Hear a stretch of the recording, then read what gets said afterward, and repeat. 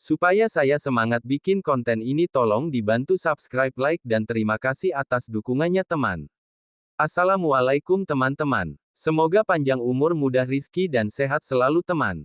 Mari kita mulai cerita sebelumnya. Judul cerita: Pernikahan Dadakan dengan CEO. Bab 229-237. Nenek Sarah benar-benar sangat marah dengan pemikiran cucunya ini. Perempuan tua itu langsung duduk di sebuah kursi batu di pinggir jalan. Dirinya sudah mengeluarkan berbagai cara untuk membujuk cucunya menyetujui pernikahan ini. Namun hasilnya, Stefan terdiam sesaat, kemudian berjalan mendekati neneknya dan duduk di atas kursi batu di samping sang nenek. Dengan tenang, pria itu berkata, "Nenek, nenek juga tahu, semua hal yang terlalu dipaksakan nggak akan pernah berakhir bahagia. Aku adalah anak yang dibesarkan oleh nenek, nenek mau aku membantu membalas budi dengan menikahinya, sudah aku lakukan. Aku sudah mengatakan hal ini sama nenek, nenek juga jangan ikut campur dalam urusan pernikahan kami. Di hari pernikahan kami, aku juga pernah bilang kalau aku harus menyelidiki karakter dia terlebih dahulu, apakah dia pantas untuk di sisiku seumur hidup. Kalau nggak pantas, pernikahan kami akan selesai dalam setengah tahun." Nenek Sarah langsung berkata dengan nada yang penuh emosi, "Dengan sifat kamu ini, sekalipun kamu benar-benar sudah mencintai Olivia tetap nggak akan mau mengakuinya." "Stefan, sudah. Nenek nggak marah. Waktu itu memang salah nenek untuk memaksa kamu menikah dengan Olivia, yang kamu katakan benar, segala hal yang dipaksakan nggak akan bisa berbuah manis. Kamu suka berbuat apa, lakukan saja. Seperti yang kamu bilang, pernikahan kalian sangat disembunyikan, orang yang tahu kalian menikah sangatlah sedikit.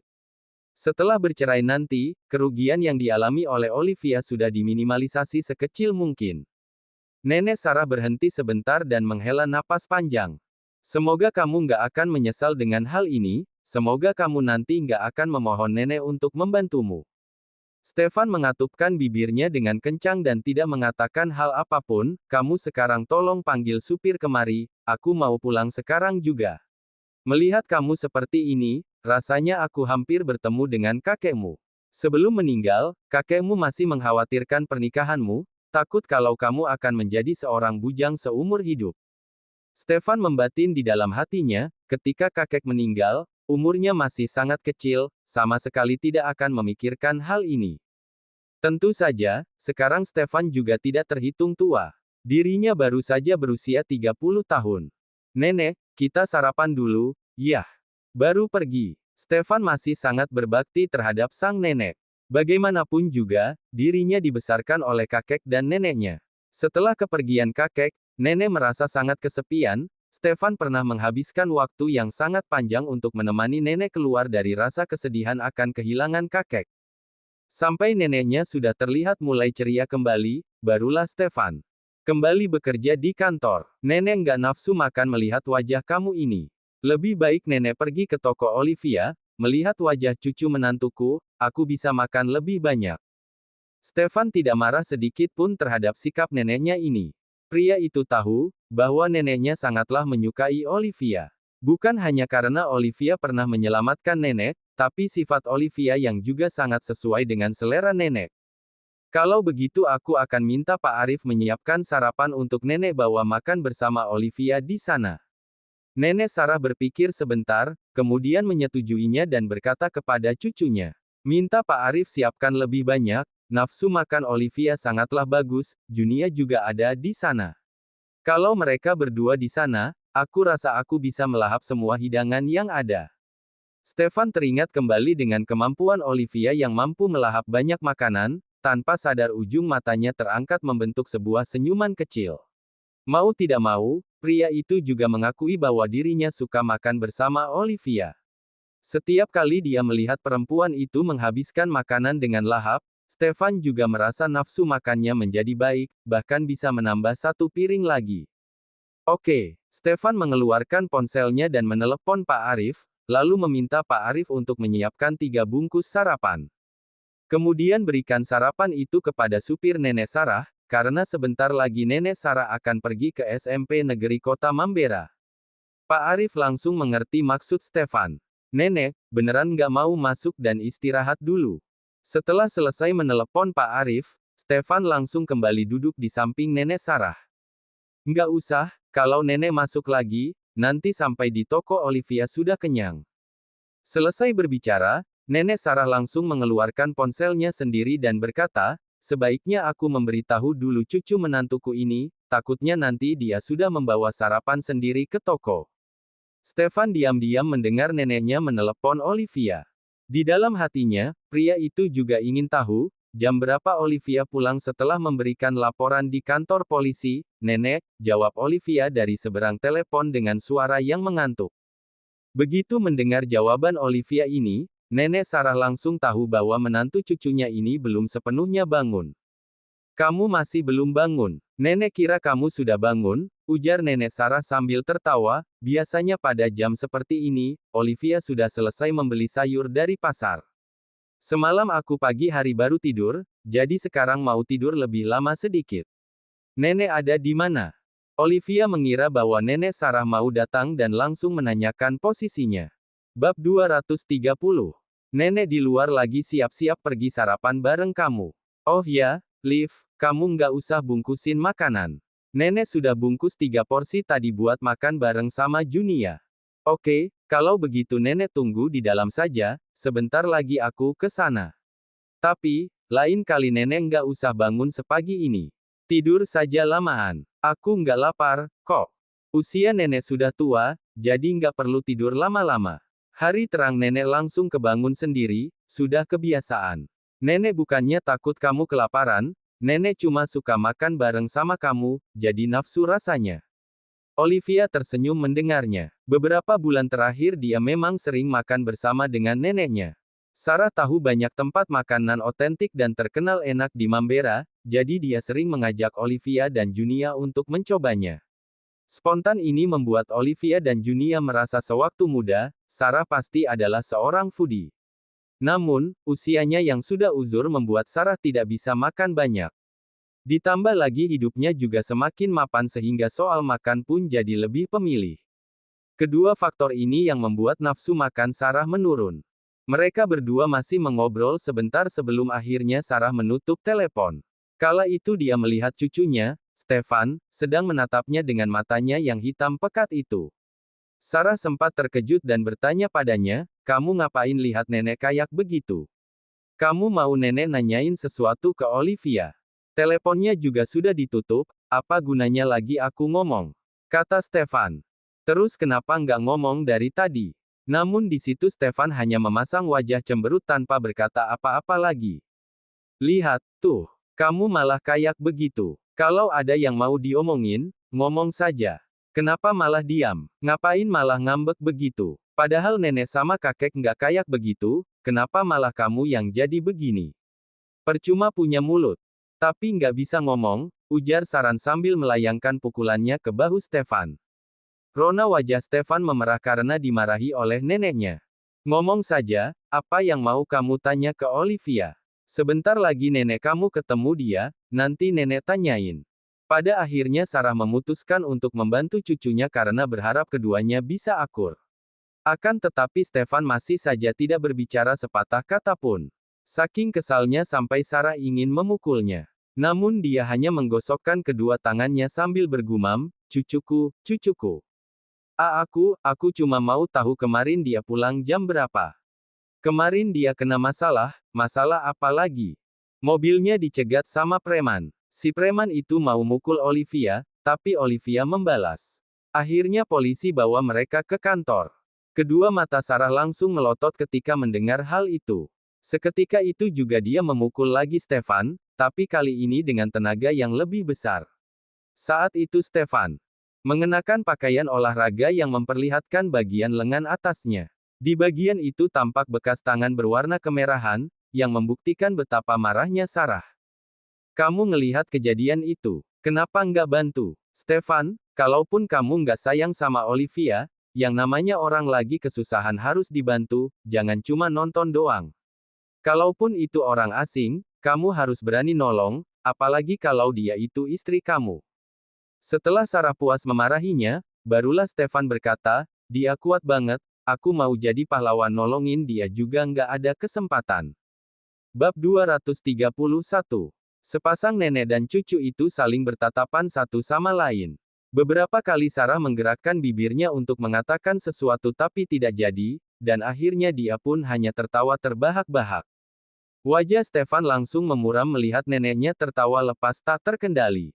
Sarah tertawa sambil memukul bahu Stefan, sedangkan Stefan sibuk memegangi neneknya karena takut dia akan terjatuh. Setelah beberapa saat kemudian, barulah akhirnya Sarah berhenti tertawa, dan dia pun berkata, "Stefan, nenek salah sudah nuduh kamu yang enggak-enggak." Nenek baru ingat Olivia pernah belajar bela diri. Dia memang jago. Jangankan satu preman, ada banyak juga dia bakal tetap menang. Nenek saranin kalau lain kali kamu lihat dia lagi dalam masalah, jangan cuma mikir kalau dia nggak butuh bantuan. Kamu harus tetap bantu dia, lebih bagus lagi kalau kamu sampai terluka biar dia merasa bersalah. Ngejar cewek itu harus punya perhitungan. Tapi tetap saja yang paling penting itu hati kamu, Nek, aku bukan lagi ngejar dia, kata Stefan. Oke, terserah apa katamu. Nanti juga kamu yang bakal minta tolong sama nenek. Hehe. Stefan merasa sepertinya neneknya ini malah sengaja ingin mencari kesenangan di atas deritanya sendiri. Apakah ini nenek kandungnya? Tak lama sopirnya Sarah pun tiba. Nenek jalan dulu, ya. Joggingnya pelan-pelan saja. Kalau nggak nafsu sarapan, coba pakai cara yang nenek ajarin. Sambil tersenyum Sarah menepuk lagi bahu Stefan sambil berjalan ke arah mobil berada, lalu dia bertanya ke si sopir, "Pak Arif ada minta kamu bawain sarapan?" "Iya, ada di mobil." Stefan membukakan pintu dan membantu neneknya masuk ke dalam. Di dalam mobil dia melihat ada 3 kotak makan. Di situ Stefan tidak berkata apa-apa dan hanya mengerucutkan bibirnya. Sarah pun pergi sementara Stefan hanya terdiam di tempat melihat neneknya menjauh. Sesaat kemudian barulah Stefan pulang, dan lari paginya pun selesai sampai di situ. Sepulangnya ke rumah, Stefan mengganti pakaian dan turun untuk sarapan. Karena Sarah meminta Pak Arif untuk membungkus makanan untuk 3 orang, semua makanan yang disiapkan sudah dibawa pergi, dan hanya tersisa sedikit saja untuk Stefan. Namun Stefan juga tidak terlalu peduli karena nafsu makannya sedang kurang bagus. Dia hanya makan sedikit dan minum kopi agar semangatnya meningkat, abis itu barulah dia berangkat kerja bersama pengawalnya. Jalan beraspal untuk keluar dari kompleks langsung terhubung ke jalan raya, dan jalan itu pasti dilewati oleh penghuni jika mau keluar. Konvoi mobil yang bertugas mengantar Stefan terhenti karena di depan ada mobil yang berhenti di tengah jalan. Jalan yang Stefan tempuh ini bukanlah jalan umum dan lebarnya hanya cukup untuk 2 jalur. Itu pun mobilnya harus berjalan perlahan karena jika tidak, bisa terjadi tabrakan. Kebetulan mobil itu berhenti persis di tengah badan jalan sehingga mobil yang di belakang tidak bisa lewat sama sekali. Sopirnya Stefan menekan klakson beberapa kali, dan pengemudi mobil yang berhenti di tengah jalan itu merangkak keluar dari kolong mobilnya sambil berteriak, "Mobilku mogok." Pas Stefan, di depan ada mobil mogok. Stefan yang saat itu sedang melamun langsung menoleh ketika mendengar sopirnya bertanya padanya, "Kalian coba bantu dia. Kalau memang butuh waktu lama, suruh yang lain bantu dia dorong mobilnya ke pinggir. Jangan nutupin jalan orang, terus suruh dia panggil mobil derek." Bab 232. Siap. Si sopir dan Dimas pun turun untuk melaksanakan perintahnya. Si pemilik mobil yang mogok itu sangat berterima kasih atas bantuan yang mereka berikan. Setelah diperiksa, sopirnya Stefan berkata, "Ini mobilnya harus diservis, kayaknya bisa makan waktu beberapa jam. Kami lagi buru-buru, jadi nggak bisa bantu banyak. Aku panggilin yang lain buat dorong mobilmu ke pinggir jalan saja, ya, biar nggak ganggu mobil yang di belakang. Nanti kamu panggil derek saja."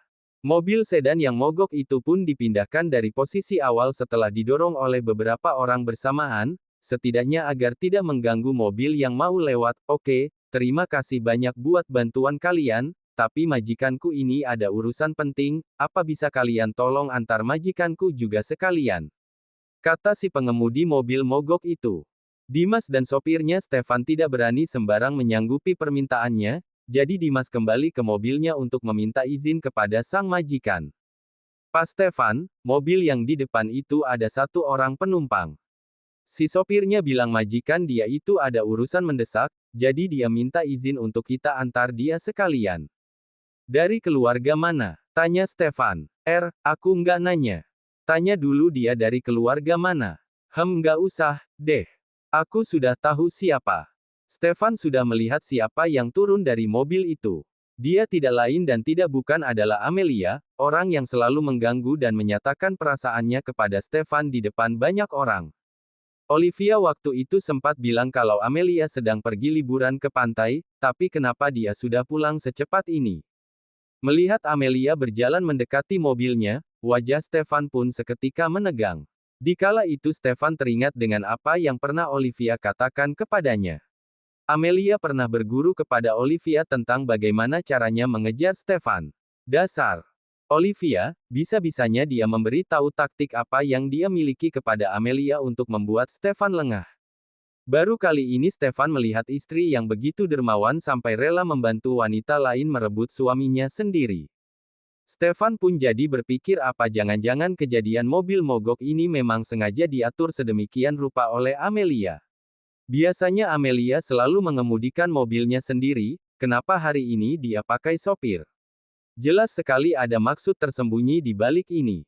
Dimas juga kaget ketika melihat yang keluar dari mobil itu adalah Amelia, tapi dia tidak berkata apa-apa dan hanya memberi jalan untuknya. Amelia mengetuk kaca mobilnya Stefan, tapi Stefan tidak mau menurunkan kaca karena malas meladeninya. "Stef, mobilku rusak, aku boleh numpang, enggak?" Tanya Amelia dengan suara yang keras karena kaca masih tidak terbuka. Di tengah situasi seperti itu, Stefan masih tetap menjaga tatapan matanya ke depan seolah tidak menghiraukan Amelia. "Aku janji cuma numpang sekali ini saja. Aku ikut mobil pengawalmu saja juga nggak apa-apa." Dimas sedang menebak-nebak apakah majikannya akan membiarkan Amelia naik mobilnya. Para pengawalnya Stefan kembali lagi ke mobil setelah mereka selesai mendorong mobilnya ke tepi jalan. Begitu sopirnya Stefan dan Dimas masuk ke mobil, si sopir menoleh ke belakang menunggu perintah dari Stefan, tapi di situ Dimas langsung berkata, "Ayo jalan."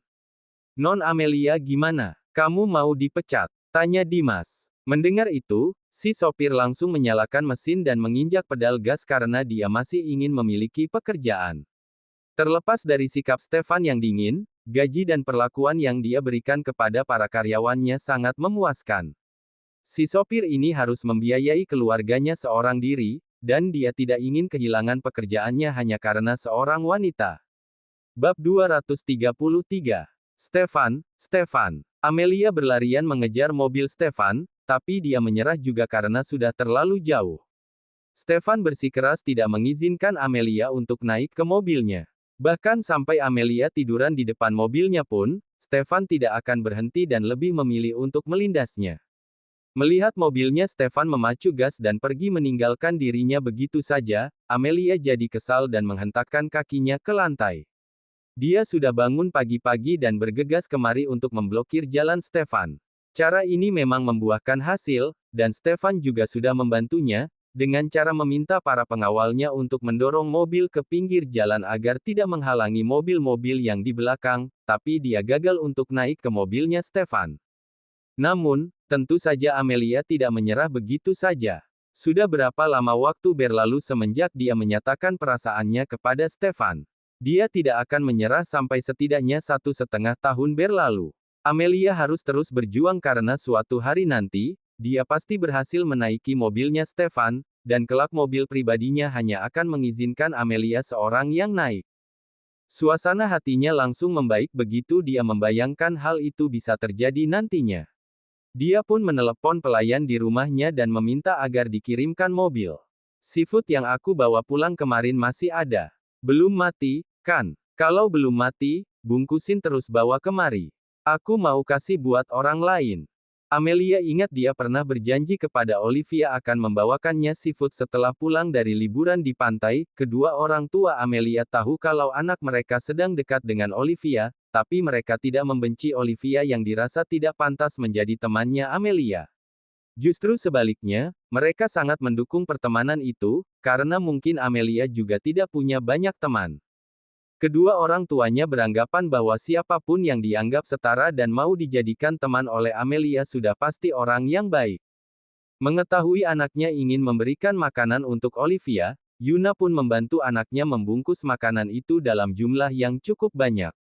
Yuna belum pernah bertemu dengan Olivia secara langsung, bahkan foto di internet juga tidak pernah, tapi karena Olivia pernah memberikan patung kucing kepada Olivia, Yuna merasa Olivia pasti orang yang sangat terampil. Ditambah lagi dengan latar belakang yang dimiliki Olivia, Yuna jadi sangat menyukainya. Mungkin juga karena Yuna melihat cerminan dirinya waktu muda dalam diri Olivia. Dia juga hidup dengan mengandalkan dirinya sendiri ketika keluar dari panti asuhan. Berkat tekad kuatnya itu, Yuna bisa hidup enak sekarang, tapi satu hal yang disayangkan adalah dia harus berpisah dengan adiknya, sedangkan Olivia masih hidup saling bergantung satu sama lain dengan kakaknya. Olivia tidak tahu kalau Amelia sudah pulang dari liburannya dan benar-benar menutupi jalan Stefan sesuai arahannya. Kedua sepasang suami istri ini sedang mengalami perang dingin dan tinggal pisah rumah. Karena Stefan pulang ke vilanya, Amelia punya kesempatan untuk mencegat mobilnya. Seperti biasa, Odelia pergi untuk mencari pekerjaan. Hari itu Olivia bangun siang dan tidak sempat menjemput Russell, jadi Odelia langsung saja mengantar Russell ke toko buku. Untungnya Odelia punya nomor telepon Olivia, jadi dia bisa memberitahu Olivia kalau Russell sudah diantar ke sana. Olivia sudah dalam perjalanan ke rumahnya Odelia saat menerima panggilan darinya, jadi dia langsung memutar balik ke toko buku. Olivia sudah sampai duluan di toko sebelum Sarah tiba. Awalnya Sarah ingin mengobrol dengan Olivia agar dia mau naik ke mobil itu dan berpura-pura miskin dan membeli mobil second. Dengan begitu Olivia juga tidak akan curiga. "Nenek," sapa Olivia membukakan pintu mobilnya sambil menggendong Russell. Dia melihat Sarah turun dari mobil sambil menenteng 3 kotak makan. Olivia ingin membantu Sarah membawanya, tapi Sarah berkata, "Nggak usah, ini nggak berat, kok. Nenek masih kuat." Russell kok juga ada di sini? Kakak kamu mana? Kakak kamu pintar ngerawat anak, ya? Russell sampai gemuk begini. Kapan Sarah bisa punya cicit yang gemuk seperti Russell? Bab 234. Sarah melirik ke arah perut Olivia yang rata. Cucu sulungnya yang angkuh dan socially awkward itu pernah bilang kalau dia belum pernah menyentuh Olivia. Hubungan suami istri antara mereka berdua masih polos-polos saja, padahal Sarah sudah berharap punya cicit. Olivia tidak suka dengan sifat Stefan yang dingin, selain itu Stefan juga tidak berani untuk menerkam Olivia di ranjang ataupun tidur telanjang. Di tengah rasa khawatirnya itu, Sarah bahkan sempat berpikir apakah mungkin Stefan penyuka sesama pria atau memiliki penyakit tertentu seperti yang dibicarakan oleh banyak orang di luar sana. Kalau rumor itu tidak benar, mengapa dia tidak tinggal bersama Olivia meski sudah menikah selama 1 bulan lebih? Sarah meminta koki di rumahnya untuk membuatkan sup herbal dan minta Olivia untuk memberikannya kepada Stefan. Dengan memperkuat tubuhnya, Sarah ingin melihat apakah mereka Stefan akan memberikan seorang cicit untuknya. Dia harus mengambil jangka agar mereka berdua dia terus-terusan perang dingin dan pisah rumah. "Russell, ayo panggil nenek," kata Olivia. "Nenek." Sarah tersenyum dan memuji Russell karena sudah menjadi anak yang tahu sopan santun. Setelah itu Sarah masuk ke toko bersama dengan Olivia. Nek Sarah datang juga," sambut Junia. Dia pun segera membantu Sarah begitu melihat Sarah datang membawakan 3 kotak makan. "Sarapannya sudah datang, ayo kita makan bareng. Aku paling suka makan bareng kalian berdua, nafsu makanku jadi bertambah rasanya." Sarah sudah seperti berada di rumahnya dia sendiri, dia langsung ke wastafel untuk cuci tangan dan mengambil alat makan. Ketika membuka kotak makan dan melihat isinya, Junia pun bertanya kepada Sarah yang baru saja keluar dari dapur, "Nek, ini nenek bungkus dari restoran di Hotel Bintang 5. Makanannya dibuat dengan sangat cermat dan aroma yang dikeluarkan juga sangat harum." Junia tidak percaya sembarang restoran bisa membuat makanan seenak ini. Rumah Junia juga punya asisten yang bertugas memasak, tapi masakannya tidak seenak ini. Namun, tidak mungkin juga Sarah mengatakan kalau ini semua dibuat oleh kokinya Stefan. Mendengar pertanyaan dari Junia, Sarah mengikuti saja kemana arus percakapan membawa dan berbohong kepadanya, iya, tadi nenek bungkusin dari Mambera Hotel. Nenek pakai kotak makan itu biar masih hangat. Nenek kenapa beli yang mahal-mahal? Aku sama Junia makannya gampang, kok. Bungkusin bubur saja juga sudah senang, kata Olivia. Dana pensiun nenek disimpan saja buat keperluan perawatan atau apa. Cucu nenek banyak begitu, masa nggak ada satu pun yang mau biayain nenek. Mereka masih kasih duit setiap bulan, jadi kalian berdua tenang saja. Makanan ini juga nggak mahal, ujar Sarah tersenyum.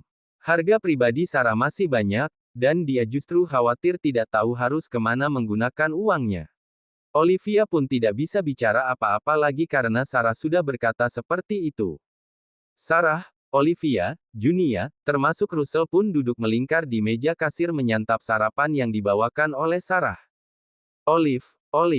Suara Amelia sudah terdengar lebih dulu sebelum wujudnya terlihat.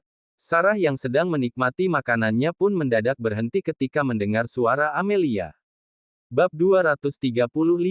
Sarah mulai panik dan berniat untuk melarikan diri, tapi melarikan diri pun sudah tidak bisa karena Amelia sudah berada di depan pintu masuk toko.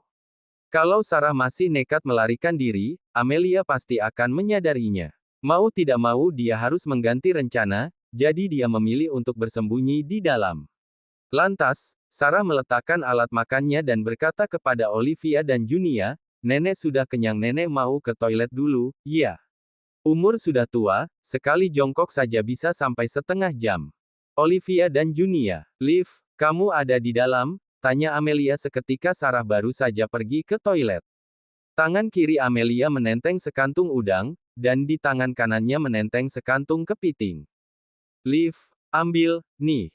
Berat banget." Amelia adalah anak manja yang setiap hari kerjanya hanya bersantai-santai di rumah. Karena tidak pernah melakukan aktivitas fisik, menenteng dua kantung besar berisi kepiting dan udang saja rasanya berat setengah mati. Melihat itu, Olivia dan Junia pun bergegas membantunya membawa dua kantung tersebut. "Mel, apa ini?" Kedua tangan Amelia masih gemetar meski beban di tangannya sudah terangkat. "Berat banget. Tanganku sampai sakit," katanya. "Kan aku sudah bilang bakal bawakan kamu makanan pas pulang dari liburan. Ini semua aku dapat dari hasil mancing, jadi dijamin segar. Aku sengaja pilih yang gede buat kamu." "Mel, ini terlalu banyak," kata Olivia tersenyum. "Enggak, kok, enggak banyak ini. Makan saja pelan-pelan, atau boleh dibunuh dulu, abis itu taruh di freezer. Kalau mau makan baru keluarin. Di mobilku masih ada, kalian ambil saja, aku sudah enggak ada tenaga lagi." "Ngomong-ngomong, anak ini lucu banget. Anak siapa ini?" tanya Amelia sambil mencubit pipi Russell. "Dia anaknya kakakku. Dia lagi sibuk jadi anaknya dititipin di sini. Lucu banget. Mukanya kayak nggak asing, aku pernah ketemu sama kakakmu. Aku pernah lihat fotonya, foto kalian berdua waktu masih kecil." Russell mukanya mirip kakakku. Foto aku sama kakakku waktu kecil dibocorin di internet sama mereka, jadi nggak aneh sih kalau kamu ngerasa familiar, kata Olivia. Amelia hanya menyahut singkat tanpa banyak pikir. Mendengar di mobil Amelia masih tersisa banyak makanan, Junia dan Olivia pun pergi melihatnya, dan ternyata benar seperti apa yang Amelia katakan, mobil mewahnya itu terisi penuh dengan hasil tangkapan lautnya. Ada beberapa yang masih hidup dan ada juga yang sudah dikeringkan. Yang dikeringkan itu makanan seperti cum dan sejenisnya, dan bisa ditaruh di kulkas untuk waktu lama. "Mel, makasih banyak." "Ya," kata Olivia, meski dia rasa ini terlalu banyak. "Nggak seberapa lah ini. Yang penting kamu suka. Aku juga menganggap kamu sebagai teman, jadi nggak perlu sungkan sama aku. Cepat ditaruh di freezer makanannya, toko kamu ada kulkas, kan? Kalau nggak ada, aku bisa minta orang untuk antar kulkas kemari, ada." Olivia punya kulkas di tokonya, meski tidak terlalu besar. Lagi pula, tidak mungkin, kan, Olivia meminta Amelia mengirimkan kulkas baru kemari. Dia pun menaruh semua seafood yang dibawakan oleh Amelia di dapur, "Kalian baru sarapan?" tanya Amelia ketika melihat mangkuk dan peralatan makan masih terletak di atas meja. Bab 236. "Baru saja kelar," kata Junia sambil merapikan peralatan makan. Ini ada 4 mangkuk, masih ada orang lain? Tanya Amelia penasaran. Tadi nenek suaminya Olivia datang, sekarang dia lagi di toilet. Mendengar itu, Amelia hanya menyahut singkat dan tidak bertanya lebih jauh lagi. Dia tahu kalau Olivia sudah menikah. Dia juga meminta kakaknya untuk memecat Bobby. Amelia yang paling tahu tentang keributan antara Olivia dengan keluarganya, jadi tentu saja dia tahu kalau Olivia sudah menikah. Namun karena dia tidak suka ikut campur dengan masalah orang lain, apalagi terhadap kehidupan Olivia, dia pun tidak banyak bertanya lagi. Setelah Junia merapikan alat makan, Olivia menuangkan segelas air untuk Amelia. Mel, kok cepat banget sudah pulang dari liburan? Aku cuma menemani orang tuaku main di pantai 2 hari, kemarin malam baru saja pulang. Liv, tadi pagi aku cegat mobilnya Stefan sesuai arahan kamu, Amelia sudah tidak sabar ingin menceritakan keberhasilannya. Oh ya, terus, kalian berdua sempat ngobrol. Dia bantuin kamu. Bantu, tapi juga nggak bantu. Aku nggak sempat ngobrol sama dia, soalnya dia nggak mau turun dari mobil. Mobilku mogok, jadi aku mau numpang mobil dia, tapi dia nggak kasih. Tapi untung saja pengawalnya turun buat dorong mobilku ke pinggir jalan supaya nggak ganggu mobil lain di belakang. Dia sudah bantu, sih, tapi nggak sampai akhir. Jadi cara yang aku pakai anggap saja berhasil setengah. Amelia langsung ceria kembali karena setidaknya Stefan tidak mengabaikannya begitu saja. Itu berarti dia bukan orang yang tidak berperasaan. Jika cara itu digunakan berulang kali, suatu hari Stefan pasti akan mengizinkan Amelia naik mobilnya. Sayang banget tadi aku belum sempat duduk berduaan dan ngobrol sama dia, keluh Amelia. Aku mau naik ke mobilnya biar ada alasan buat ngajak dia makan bareng sebagai ucapan terima kasih, tapi gagal. Aku sudah nggak punya kesempatan lagi. Siapa bilang kamu sudah nggak punya kesempatan? Kan dia sudah suruh pengawalnya buat bantuin kamu.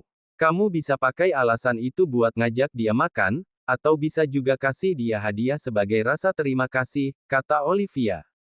Benar juga, aku nggak kepikiran. Kamu mikirnya terlalu jauh ke depan sampai kelewatan detail-detail kecil yang nggak kalah penting. Aku sudah diam-diam suka sama dia selama bertahun-tahun. Aku sempat ngomong ke diri sendiri buat nyerah saja, tapi aku suka banget sama dia, jadi aku tetap berusaha. Memang kalau sudah cinta mati itu bikin orang jadi banyak pikiran, Amelia sudah tidak sabar untuk menikah dengan Stefan dan menjadi sepasang suami istri yang sah. Sarah yang sedang bersembunyi di toilet bisa mendengar percakapan mereka berdua karena suara mereka sangat kencang. Sarah masih belum setua itu sampai mengalami kesulitan pendengaran, jadi dia bisa mendengar mereka dengan sangat jelas. Tak disangka-sangka, ternyata Olivia yang mengajarkan Amelia untuk mengejar Stefan. Ini, sungguh drama yang sangat menarik. Bukannya khawatir dengan cucunya, Sarah malah senang dengan perkembangan situasi ini. Salah sendiri Stefan yang berpura-pura miskin untuk membohongi Olivia. Bab 237. Olivia tidak tahu kalau Stefan adalah anak sulung keluarga Aditama dan juga sosok pria yang diidamkan oleh Amelia selama ini. Olivia tidak sadar kalau pria yang selama ini disebut-sebut oleh Amelia sebenarnya adalah Stefan, jadi dia mengira orang yang dimaksud itu adalah orang yang berbeda. Mampus, ujar Sarah terkekeh dari dalam toilet. Dramanya jadi makin seru saja, nih. Sarah yang sangat menantikan drama itu terus mendengar percakapan mereka berdua dengan sepenuh hati. Olivia tiba-tiba teringat kalau Sarah masih di toilet. Setelah mengobrol sebentar dengan Amelia, dia pun berkata kepada Junia. Jun, coba telepon nenek lagi ngapain sekarang? Dia sudah lama banget di toilet. Junia mengikuti arahan Olivia dan pergi ke toilet untuk mengecek keadaan Sarah. Sementara itu Russell sedang sibuk dengan mainannya. Dia hanya bermain di dalam area toko ketika tidak ada orang dewasa yang menemani. Tadinya Amelia merasa semua rencananya tidak membuahkan hasil, tapi setelah mendengar nasihat Olivia, dia merasa seperti mendapat pencerahan. Liv, kamu memang penasihat yang hebat. Makasih, ya, sekarang juga aku mau ketemu dia buat aja makan. Kalau dia nggak muncul, aku tunggu saja di depan kantornya. Oh ya, Liv, biasanya kamu kasih hadiah apa buat suami kamu? Aku cuma pernah kasih dia baju, sama pohon uang dan patung kucing yang aku bikin sendiri. Sama ada naga emas, itu saja. Bukan yang mahal-mahal banget. Entah apakah baju yang diberikan Olivia pernah dikenakan oleh Stefan atau tidak, tapi setidaknya dia pernah memakai dasinya. Hari itu Stefan sengaja memakai baju dan dasi yang diberikan oleh Olivia. Semua orang yang melihatnya menyadari kalau Stefan mengganti merek yang biasa dia gunakan, tapi Olivia malah tidak menyadarinya. Sampai detik ini Olivia masih mengira kalau Stefan tidak pernah mengenakannya. Aku nggak kasih dia baju dulu, deh. Aku nggak tahu dia bakal terima atau nggak. Lagian, aku juga nggak tahu ukurannya. Semua bajunya sudah dirancang sama desainer khusus. Desainer yang bertugas membuatkan baju untuk Stefan sangat tidak mudah untuk disogok. Amelia pernah menawarkannya uang dalam jumlah yang sangat banyak, tapi dia tetap tidak mau memberi tahu. Liv, kamu ada sampel barang? Enggak. Aku lihat barang buatan kamu bagus banget, sudah kayak asli. Mamaku juga suka banget sama kucing yang kamu kasih. Kalau ada, aku mau beli buat aku kasih sebagai hadiah, barang-barangku ini nggak seberapa, kamu yakin mau kasih dia itu? Tanya Olivia. Stefan berasal dari keluarga konglomerat yang hartanya mencapai triliunan. Barang murah seperti ini belum tentu dia suka. Dia sudah punya semua yang dia mau. Kalau hadiah buat dia itu hoki-hokian. Kalau suka, baru dia mau terima. Amelia tidak merasa ada yang salah dengan barang ini. Dia sangat menyukai kerajinan tangan buatan Olivia. Kalau kamu suka, aku bisa kasih 2 buat kamu. Aku nggak bisa kasih terlalu banyak karena ada beberapa yang pesanan pelanggan. Olivia tidak berani menjual barang yang sudah dipesan oleh klien ke Amelia, jadi dia hanya menjual beberapa yang memang masih tersisa di gudang. Nggak apa-apa, aku boleh lihat bentuknya kayak apa, cerita bersabung.